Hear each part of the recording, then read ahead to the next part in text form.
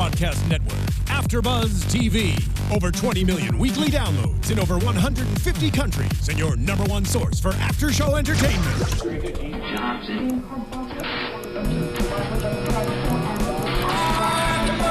AFTERBUZZ TV, the destination for TV superfans, producing after-shows for over 300 of your favorite TV shows, interviewing celebrities and showrunners, and bringing you behind-the-scenes exclusives. All thanks to E! Entertainment's Maria Menounos, producer Kevin Undergaro, and internet leader Akamai.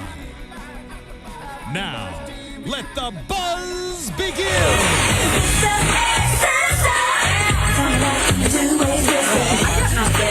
I know, feeling it. Hey, AfterBuzzers, and welcome to another Secrets and Lies after show. Tonight we are talking about Season 1, Episode 4, The Sister. The Sister. Sister. And before we dive into that, I want to make sure all y'all are subscribed to our YouTube channel, youtube.com/AfterBuzzTV. You can also find all of the podcasts on iTunes and SoundCloud. And throughout the week, make sure you're commenting, subscribing, rating, you name it. We want to talk to you guys about the show. I'm Lauren Salaun, and you can find me on Twitter at Lauren Salaun. And I'm joined tonight by April Whisenhant and Sterling Cates. Where can everyone find you guys on Twitter? Y'all can find me at April Whisenhant. And I'm at Sterling Cates. Awesome. So, what did we think? Initial gut reactions of tonight's episode. Different.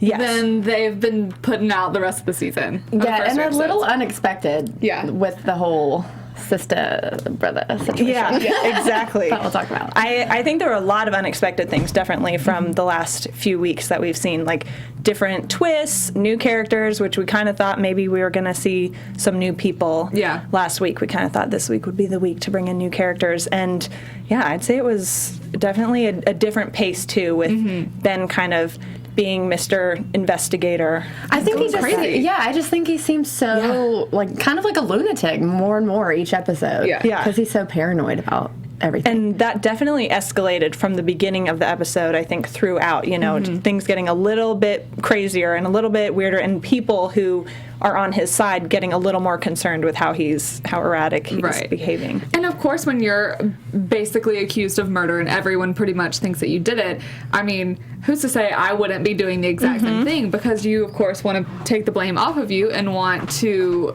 give them another suspect. Right. So it's just kind of... I think it's natural, but he's taking it too far. Yeah, but I feel like the more fingers he's pointing, it looks more suspicious for him.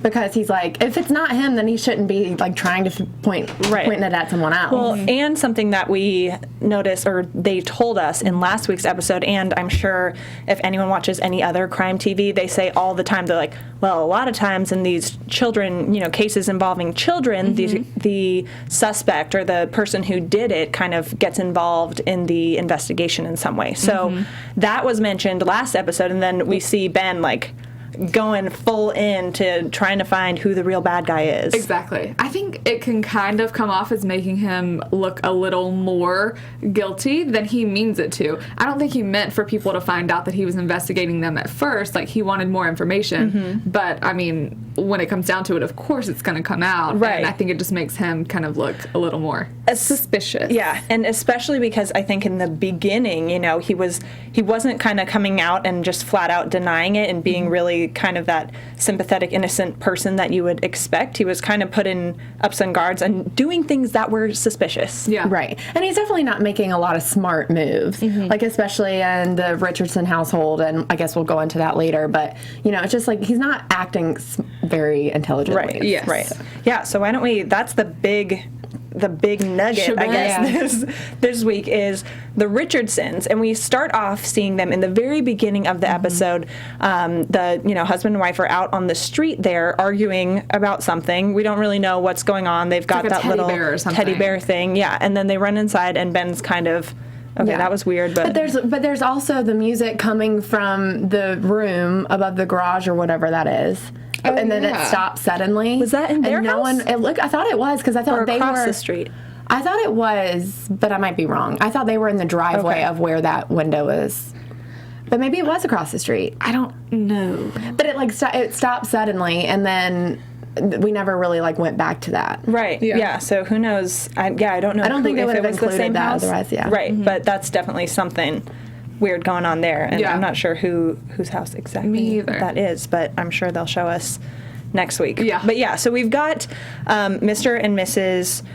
Richardson out there arguing, right? And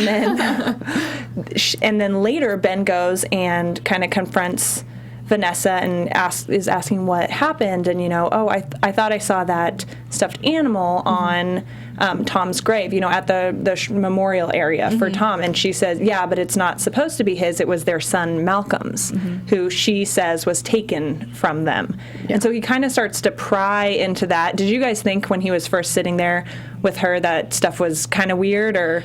Yeah, she was definitely like something was going on with her, but Ben was over there because he found out that she covered for Nat when she was babysitting Tom. Yeah. Right. So that's the whole point of his visit. And so the fact that she was kind of suspicious, are they kind of insinuating that she could be involved or the family is? But yeah, I didn't expect them to find, or him to find anything whatsoever. Obviously it was weird because she was kind of emotional or crying-ish, and then he's like, are you okay? When he walks in, but I definitely wasn't expecting. Yeah, and I totally left that out, but yeah, he's there because, Mrs. Richardson covered for Nat when she wanted to go to that concert, and he starts finding weird stuff. He's looking through, it's her son Malcolm's birthday, so that's why maybe it's a little bit raw, and maybe that's why they're arguing, had the stuffed animal in the first place out and about, and then Ben finds this whole box full of really incriminating stuff, like records of abuse and the photos of their son with all these bruises all over him, and kind of he's trying to pry there, and definitely sees them as potential suspects or somebody involved because they've already lied with, helping Nat cover up the concert thing. So it puts a lot of suspicion on them too. So those pictures and the files are just kind of sitting out there in the living room. Yeah. Granted, she wasn't expecting his visit, and maybe she could have hid them, but to leave the room while they're just sitting there, that seems really weird. Like, I feel like she was going through them because it's his birthday, for kind of like having a little memory moment. Yeah. But so weird to leave those out, especially since they went through all that effort, as we see, to cover up what happened and who they are, that you wouldn't leave that out. She probably wasn't thinking that he would go through the stuff. That's true. And also, when you're innocent, you have, obviously they want to cover whatever happened up, but when you're innocent, you have no reason to care if someone looks at it. Maybe she probably wasn't thinking he would take it and run, but really, when it comes to the case of their son, they have nothing to hide. It's some other stuff that they have reason to hide. Yeah. I guess. Yeah, so let's jump to Nat. So we already said that was the reason why Ben goes over there to figure out, why did this lady, which I think is super weird, for one, for a neighbor woman to, not check with the parents. She's babysitting Tom and gets this neighbor to watch Tom for her. Right. And I would think that's a little weird from the parent perspective. You'd probably call the parents and make sure that's okay or something, you know? Well, especially Tom's mother, with Jess. Yeah, make sure it's okay with there. That way Jess would at least know. Right? I don't know if she would necessarily need to ask Ben, but at least the child's mother. Right. That seems a little weird. So, so we start off really with Cornell comes to the door, and Ben, as we see, he didn't go on his run at his normal time. He's going a little bit later to kind of mix things up, because anytime he goes on his run, he's like, Cornell comes to the house. So she's watching my routine, so I'm going to mix it up so I can intercept her, because as we've seen, Christy is a little more, open with sharing the information and doesn't always check with Ben before giving Cornell all the receipts or something. And so Cornell comes by and says she is there for Nat, actually. So that's where we get this big reveal. Cornell is questioning her about where she was 2 nights before Tom was killed. Right. And that's where we learn that she wasn't, in fact, babysitting, and Mrs. Robertson was kind of covering for her. Right. And so that she could go to the concert. And that, with that kind of situation, I am still very doubtful of Nat, personally. Me but too. Both Ben and Christy felt very you know, confident in her that she's not involved. Well, it's sketchy, too, that she said that she was at the concert with her boyfriend when we find out that she was actually there with Dave. Right. Yeah. And so, you know, when the cop is there, when the detective is asking you these questions and and they already know the truth, they're just asking you, like, why wouldn't she go ahead and say it was Dave or whatever, not her boyfriend? Mm-hmm. So, maybe she didn't want to throw another stone at Dave right now with all the heat between him and Ben, but I don't know, kind of a dumb move. I know. I always feel like when you're getting questioned by the cops because you for lying in the first place, just come clean with all of it. Like, don't keep lying on top of it, because they're just going to figure it out, or they already know, like you said. I feel like she already knows, the detective already knows everything. Yeah. Like, even with every question she asks, I feel like she already knows the answer. Exactly. But she didn't say anything about it not being Cooper, right? At that moment. No, she said it later to Ben in the police department. Oh, yeah, because they kind of, like, they ran away, or whenever she said that, they were like, what? And then she left the room. Yeah, she left the room. Yeah. Okay. So, and here, I think with that, too, and with later when Ben goes down to the station, I feel like she's being so antagonistic, like, dropping these little, like, well, this is what was really happening right in front of them, and not staying for the whole conversation of, like, what do you mean? And then she just, like, I'm out. Throwing that at you, and I'm going to let you sneaks off. stew on it. Yeah. I feel like she was very, like, antagonistic, I guess, this episode, too. So we've got Nat is confronted with Cornell, that sort of thing, and then Ben and Abby decide to, so when Ben was running earlier, he's still beat up from last episode, and he runs in, and Mr. Richardson offers to look at it later, and Mr. Richardson, we learn, is a pediatrician who apparently is the town's main pediatrician, so everyone's kids go there. Doctor. Yeah, it was Tom's doctor as well, so even weirder stuff coming up with this couple, and so Ben decides to swing on through there to kind of investigate things a little bit, and kind of suggests, like, you know, he says the police say that it could have been a neighbor or something, so you know Ben's definitely thinking that they had something to do with it. And Mr. Richardson starts asking, well, did you know if Tom was your son, and things like that, and you know, they start talking a little bit about Malcolm, and Mr. Richardson says, no, he wasn't taken, he died. Yeah, so that was the weird thing that Mrs. Richardson said, that he was taken from us, and blah, blah, blah, which we find out later is true, but, like, didn't mention that he had died. Right, yeah, so that she didn't even acknowledge it. Yeah, you kind of assume that's what happened. Well, especially after you see the pictures, you kind of assume. That he died in some weird way, but then with Mr. Richardson saying, no, he died, you know, it seems, again, they're not totally being straight on something, so something weird happened, which I think they did a good job this whole episode of really painting them as suspects. Yeah. I think that's kind of where they're going to go from now on, is kind of painting the picture of people as suspects, and then being like, oh, wait, it's not them. Right. At the end of it. Yeah. Maybe, I don't know. But I don't know. There was something about them the whole time that I was like, I think that they're creepy and something's going on, but I don't think they, like, beat their son and murdered him.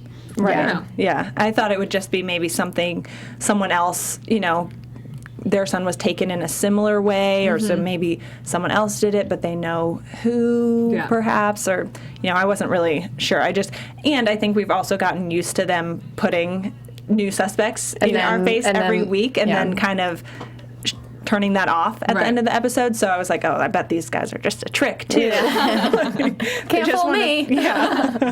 Yeah, so they kind of leave that situation, and Ben and Abby, it's like, I guess Abby's in Christmas break or something like that, so she's going to work with Ben, which is kind of random. Yeah. But, you know, he's going to teach her some painting, so they go to Mr. Fenton's house, and you hear him talking on the phone with his ex-wife, you know, about kind of custody things, and it's kind of, I think in part is kind of parallels, you know, like what could, obviously Mr. Fenton had some crappy situation go on, and now he's in this custody battle, and it kind of shows Ben, like, you know, what could happen potentially. You know, I kind of feel like maybe he wasn't actually on the phone, and he was just trying to be, like, vulnerable so that Ben opens up to him.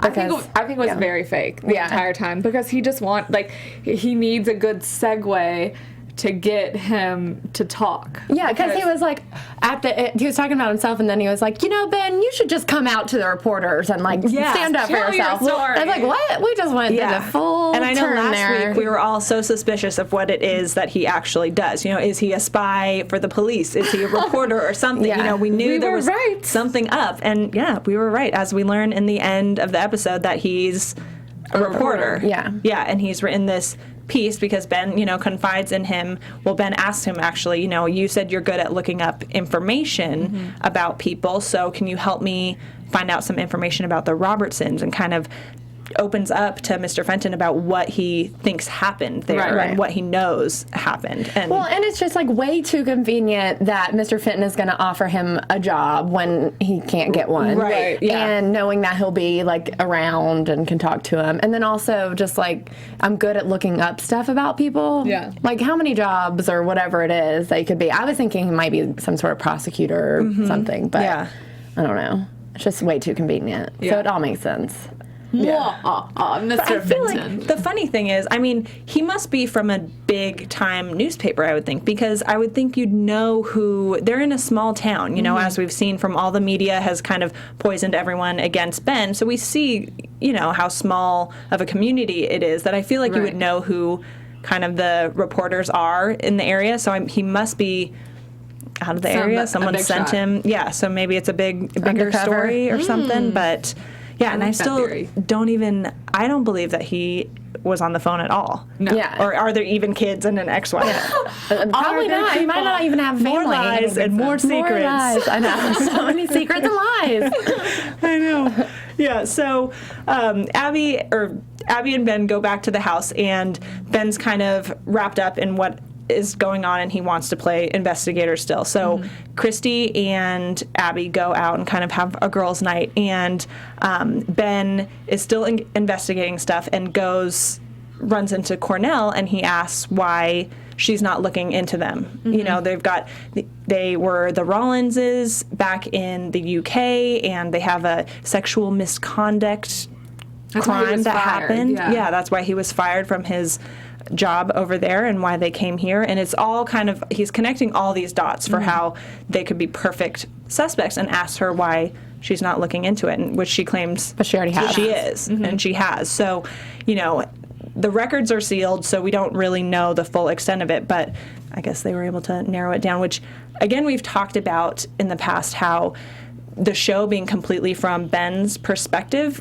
kind of makes it seem like Cornell does only focus on him. Right. But we kind of start seeing, maybe she is doing a lot more and looking into other suspects. I feel like typically you kind of hear about that sort of thing, like, oh yeah, the police came by today to talk to me or whatever, especially with them being friends. Yeah, and with how public and in the media everything else is about the case, you would think if she had gone to anyone else that would have come out in some way. So I think maybe she has, because she clearly knew about the Mrs. Richardson watching Tom 2 days earlier, so maybe that's why she looked into them and just found out soon that they weren't guilty. So I don't know, but I don't really believe that she's kind of really looking into everyone else, because I think she thinks it's him. But maybe she has looked into a few other people. I feel like since Ben is technically Tom's father, he should be more included on all the stuff she knows about the investigation. That's true. And also, where's Jess? Like, what? Yeah, she wasn't in this episode at all. Yeah.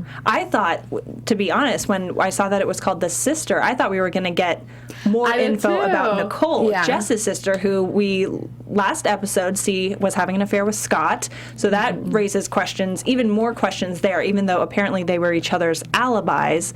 So I thought we were going to see a lot more about Nicole. Me too. Right.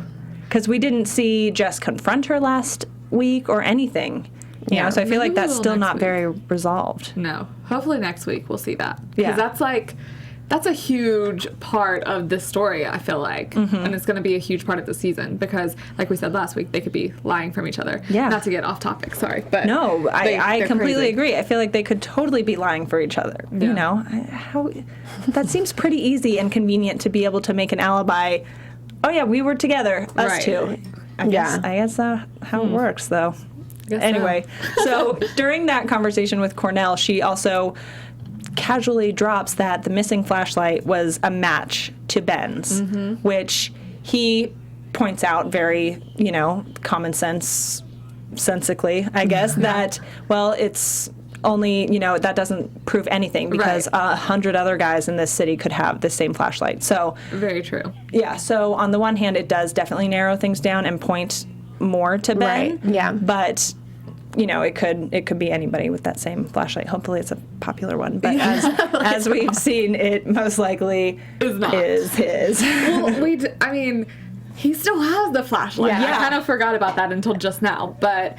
This flashlight is going to cause trouble. Oh my gosh, I wasn't here last week, but what did you guys say about him wrapping it and putting it under the tree? Oh my gosh, we were like, are you kidding? Hiding it in plain sight could be like sometimes that's the smartest thing in the world. You just put it on the coffee table or something, but I don't know. I think just with what we've seen of how they're writing the show and how everything's happening, there is no way that thing doesn't torture us later. Like someone accidentally puts it somewhere else or takes it to school. Yeah. I had to take a flashlight to school. We had a gift, to bring or something. Or I thought this was a gift from my friend. I don't know. I see that just going very badly. It's going to be bad. And I keep thinking about the towel that he wrapped it in at first, or wiped off some of the blood in and everything. The and towel, what did you do with that workbench, all his clothes he was wearing, everything was so sloppy, I feel like. If you're going to go through the effort of hiding the evidence, burn it all. Burn everything. Just burn it. Well, that's what I would say. I guess you can't burn the flashlight necessarily, but actually you can. You probably can. Yeah. Get it hot enough. Yeah. I don't know. Drive 20 hours and throw it in a dumpster. I would have, like I said, I would have driven really far and then mailed it somewhere or put it in a dumpster or get a big, bucket of acid or something. He's being watched 24/7, though, if he leaves his house. So he can't go and just take a random, 20-hour drive. So he has to kind of hide it in a Christmas present. Oh, my gosh. All right. Anyway, back on topic.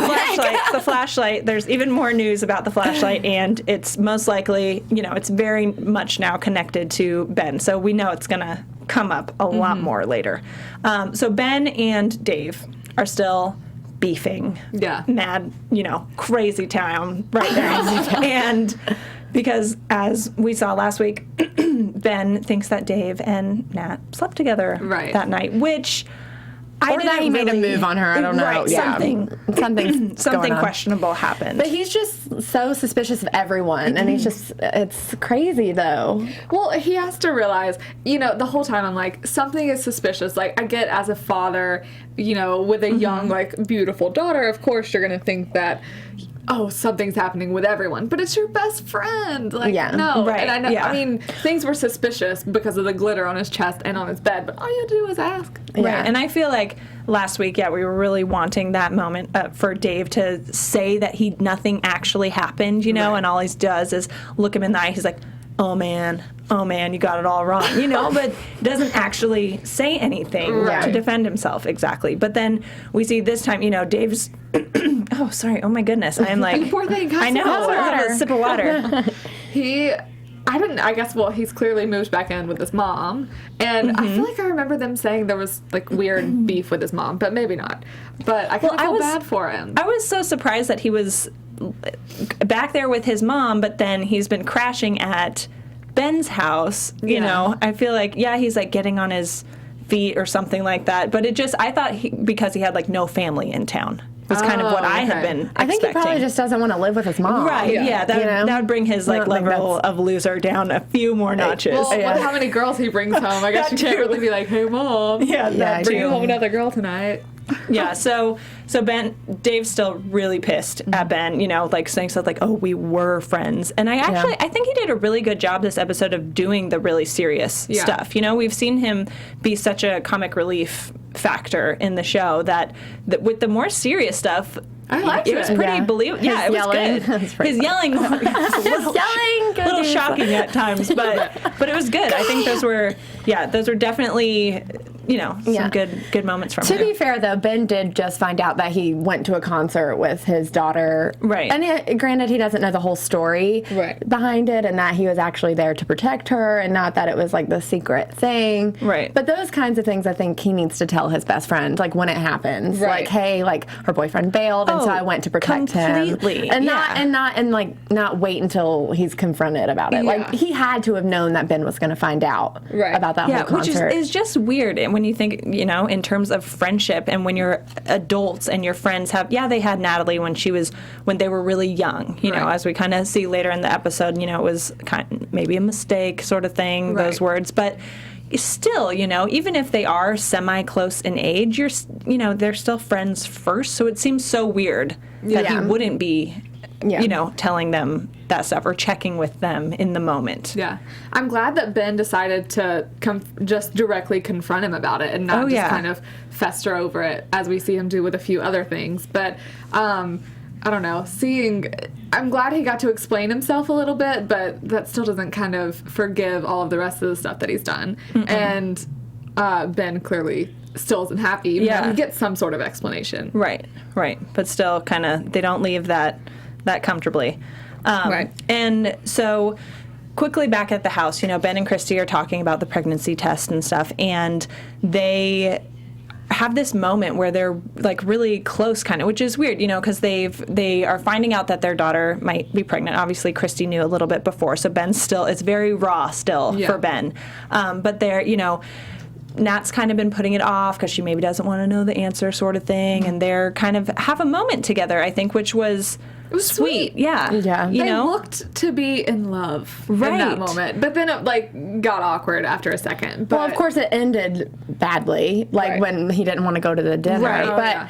But it was a sweet moment. Right, but up until that point... It was really nice to see them actually supportive of each other and not butting heads like we see every episode. Yeah. They're being supportive of one another. They seemed really close and they're, hugging, and he's like, we can do this. We'll do it, So it seemed very much like they were kind of tightening back up. And I think last week also we saw that she was siding with him more, whereas the first couple episodes she was always very quick to put a jab at him or something, or give evidence or answer questions and stuff. So it definitely feels like they're kind of coming more together. Mm-hmm. But I think as we kind of saw from some of those previews for next week, it looks like things start kind of turning and raining down on Ben again. But well, it's got to be so hard for her. I'm a little suspicious of her myself, but it's got to be so hard. You just find out not only did your husband cheat on you with your neighbor, but he ended up having a baby with that neighbor, and then that his son is dead now, and so he's cheated on you, and he's the father of a dead child now, and it's just all of it. Can you imagine being in that position? No way. Because you have to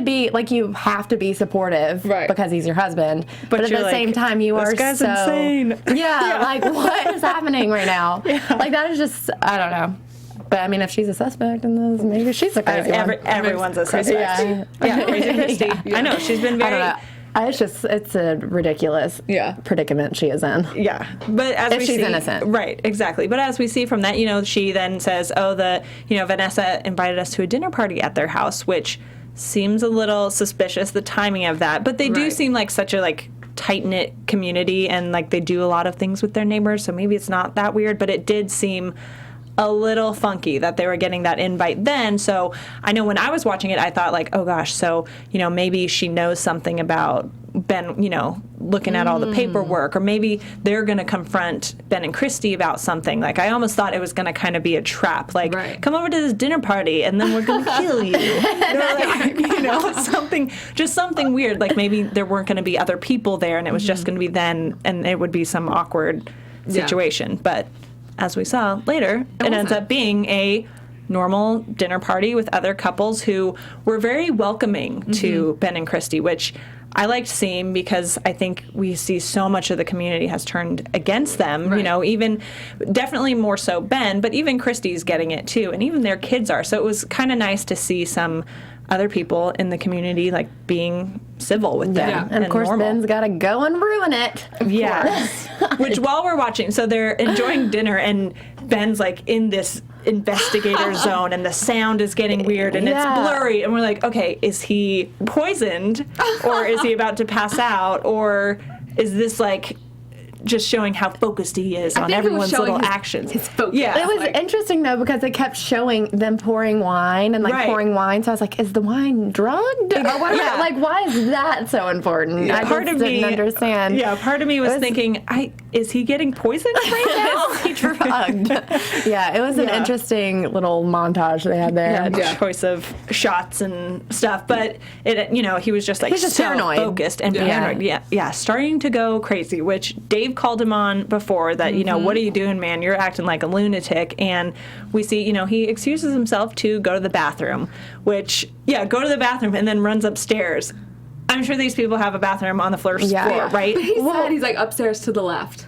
Yeah, well, maybe They definitely have a bathroom on that main level. Yeah. With the way this house is, there's the downstairs one's being the plumber's coming tomorrow. This is television. I know. Anyways. But we were both like, wait, why is he going upstairs? Well, he goes up the stairs, and you can see him going up the stairs from the table. And after he says up the stairs to the left, he goes up the stairs and takes a right, like right in front of the dinner table. Yeah. So then he goes to Mr. Richardson's office, and of course is like going through everything, which we're all watching like, oh my gosh, what's happening? I physically could not watch. No, I literally Sterling is covered. Over here like I was just not like, watching. this is the dumbest thing I've ever witnessed. I wasn't like scared by any means. I was just like, he is an idiot. It's just where you're so uncomfortable for that other person. No, you don't want to watch it happen. Which, as we see, Mr. Richardson comes in and is like, what are you doing? He's in the middle of the filing cabinet, rifling through his papers. Like an idiot. Yeah, like an idiot. And he's going crazy. And then he flips out on him and basically says everything that he's been suspecting while everyone is there looking on. And Christy's freaking out and, saying... You murdered my son and you used my flashlight to do it. I'm sorry, I had to chuckle at that part. Because it was just... very specific. It was very specific, and it was like how a little kid would like yell something out. Yeah.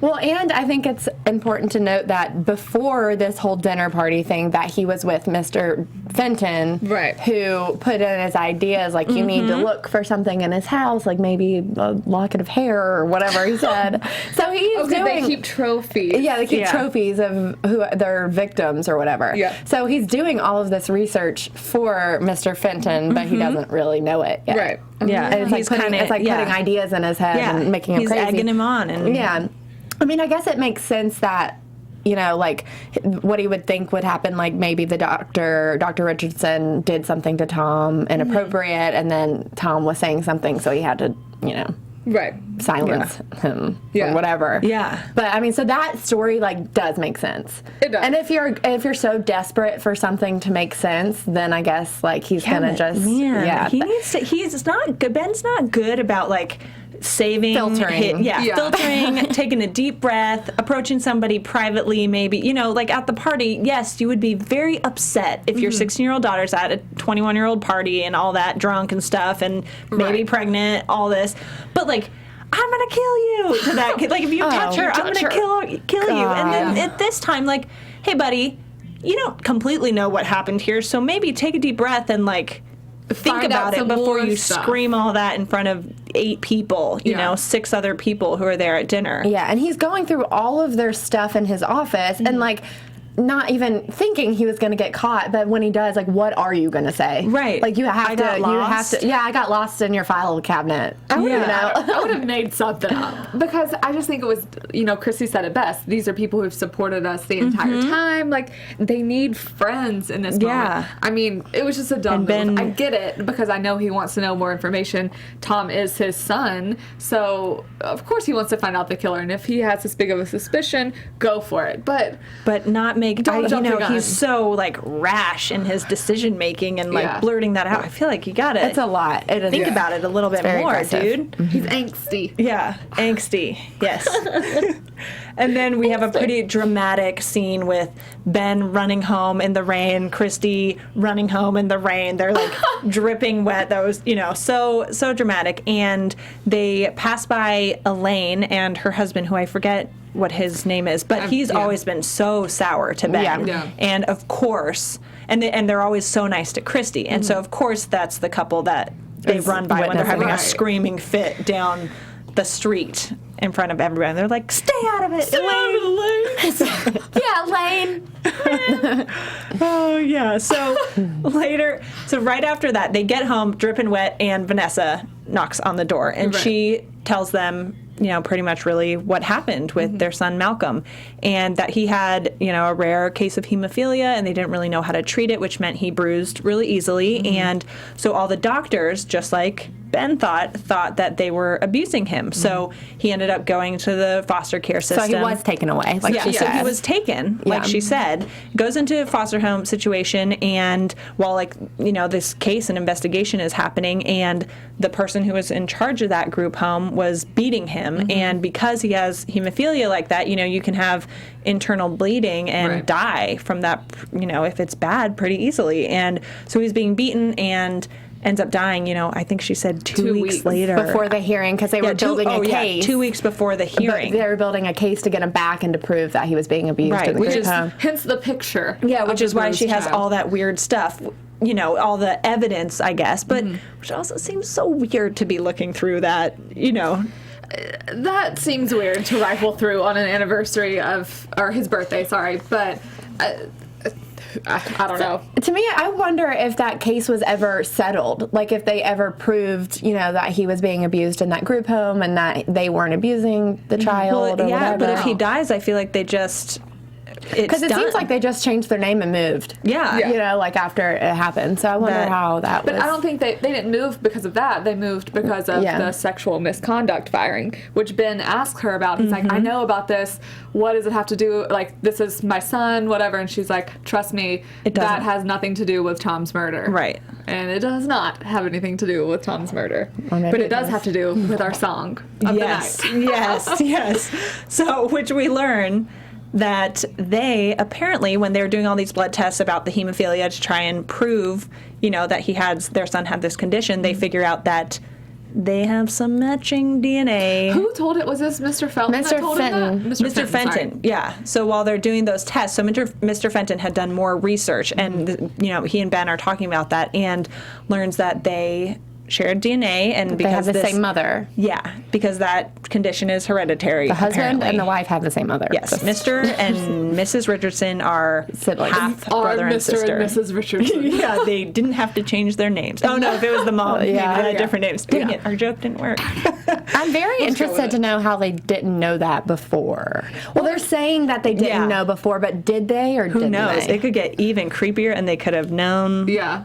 I feel like their story is going to be done tonight, but maybe it was like a long distance thing. Maybe it was, I don't know. Who knows? I don't know. I could see that more of that storyline going on for sure, getting more into that. Yeah, because we see Mr. Fenton has written a story, and we get that big reveal that he is, in fact, a reporter, and he's going to come out with that story, and Ben's urging him not to, and he says, well, give me something he wants the better exclusive. than. Yeah, he wants the exclusive from Ben, because Ben hasn't told his side of the story, hasn't spoken up really, and Ben, he's like, there's no story. I'm innocent. He's like, there's always a story. So I feel like, do you guys think that he's gonna end up doing something with Mr. Fenton, like doing some sort of story? I think Mr. Fenton is there for a reason. Yeah. So I think probably, maybe not in this exact instance, but I think that's something. He'll end up doing something with him. I think so. Yeah, well, at the end he goes to the Richardsons' house, and they're not there, and he's like trying to warn them about the story. So like, I guess it just depends on what happens with them. Yeah, well, they just picked up and left because he it was all, they completely left. They're not coming back. Well, that's what Detective Cornell said. So he sees Cornell, and she says that they left town, and she apparently got statements from people from the party, because she's like, well, and you, I'm a little curious why you said with my flashlight, so she's definitely all-seeing, all-hearing pretty much when it comes to anything related to Ben in this case. In her creepy detective way. Yeah, so... We also see such an interesting little storyline they had there. Right? I'm like kind of overwhelmed. Yeah, it's very weird. But maybe we'll see more, or maybe they're gone for good. But we also see Nat come downstairs that day and drop the pregnancy test on the where they're all having breakfast and stuff, and it's negative. Right. So thank the Lord. Yeah, thank goodness. Especially because she was super drunk at that party last week too, which would not have gone over well if you're having a baby. Yeah.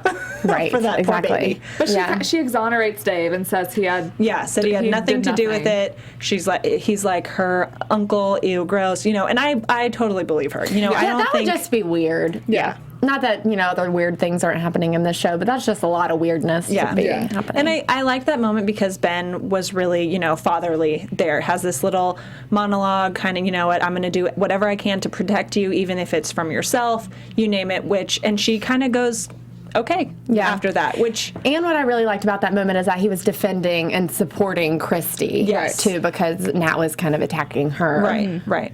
Which, happens to moms a lot, unfortunately. Yeah, but I like that moment. She finally loses the attitude a little bit, and I think sees that they're looking out for her and for what's good for her, and that she shouldn't be so secretive. And I still think she knows more, and something was happening. Well, and obviously Abby knows a lot too, because she made that comment about I don't have sex and I don't go drink beer in the woods. Yes, which I think they slipped in there. I think they slipped in there, but I think that means something. There's more is going to happen. Something was going on with that drinking in the woods. Something bad happened, and so we kind of end with Cornell and Ben talking, and she asks him if he called Jess the night that Tom died, and he says no, and they check his phone records. He didn't call Jess, but then she goes, oh, well, this girl Sarah Jenkins' number is really similar to Jess's, and look what we found on her voicemail, and it's a super drunk message from Ben, basically saying, no matter what happened, I'm sorry, essentially.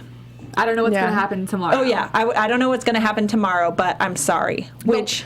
We think it's because he just told Christy. So I feel like now we for sure know he had just told Christy. I think so. Yeah, about the affair and everything. I think so too. I think that's it's definitely very suspicious. Yeah, and he was out trying to blow off steam from this huge fight with Christy that he revealed that he was having an affair with a neighbor. Yeah. And I think that makes sense to call and be like, I don't know what's going to happen tomorrow. I don't know what Christy's going to do. Right. I mean, unless it's because he killed Tom. Yeah. unless what's right out in front of our faces if he's sorry he killed Tom. Yeah. But I feel like he wouldn't, he killed Tom and then, let me call Jess to apologize. I feel like that wouldn't be the situation. Yeah. Right. All right. Anything else? I feel like we got through all the nitty gritty. Any other nuggets that we missed? No, there's a lot going on. Definitely threw us in a lot of different directions, I think. So much happening this week. So what about next week? Yeah, what about some predictions for next week? And now, your AFTERBUZZ TV. I need to think for a minute. Yeah. Well, we all love reading everyone's comments, and thank you all for commenting and watching. This kind of goes along with my prediction. That's why I want to read it. It's from DBZ King 02, and he says, I'm calling it right now. Ben's daughter Abby killed Tom. Maybe I've just seen too many horror movies, but something about that little girl just doesn't seem right to me. She's too innocent. Well, DBZ King 02, I agree with you. You think it was Abby? No, wait. Okay, I don't think that Abby necessarily killed Tom. Right. But something is off I with feel her. like it was a very tragic accident. Yeah. Like some sort of accident happened and he died. And everybody, so many people are involved or know what happened. Well, that's what I have a question about because they said it was premeditated. They seemed like they determined it was premeditated. Like that's known. Well, because I feel like it's an accident. Well, someone had to we can't forget that it was in the middle of the night, and, just like Detective Cornell said, a little boy didn't just get up in the middle of the night and leave his house. Like something. I mean, she put him to bed that night, so. I mean, how much of an accident could it really be? Yeah. I kind of thought the same thing last week, but that it doesn't make sense because, I mean, she would have known, she would have heard something like that young of a child isn't going to get up in the middle of the night. And go off with a stranger. Yeah, something is just off with Abby. I don't know what it is. I don't think she killed Tom necessarily, but I don't know. Also, thinking about the yellow house thing, I think it's... I forget the name, but the Maddie, the boy with special needs. Yes, I think it's his brother. He came home and he's the one in the attic. Maybe he's the one. He's the one in the attic. He was partying with them in the woods, drinking beer. I totally think they know what's going on. Yeah. All right. I don't know. Did you have any? I'm suspicious of Nat, but I think everyone is. Yeah, everyone is, definitely. I think Ben's going to do something, escalate his craziness of Mr. Investigator time and mess things up even more, because we see everybody start turning on him in those sneak peeks of next week. So, And the flashlights in the garage. And the creepy flashlights. What? And there's blood leading up to it. So hopefully that shows Detective Cornell that someone's like framing him or whatever. Yeah, hopefully this will all come to light. Maybe does he reveal he has the flashlight? Probably not, but I don't know. When's Christmas? Who's going to open the flashlight? That's what I want to know too. What date is it exactly? Because Christmas Day, we've got stuff is going down with that flashlight getting unwrapped. So anyway, I think that wraps it up for this week. Again, lots of mysteries, lots of secrets, lots of lies, keeping us on our toes, and we cannot wait to watch episodes 5 next week.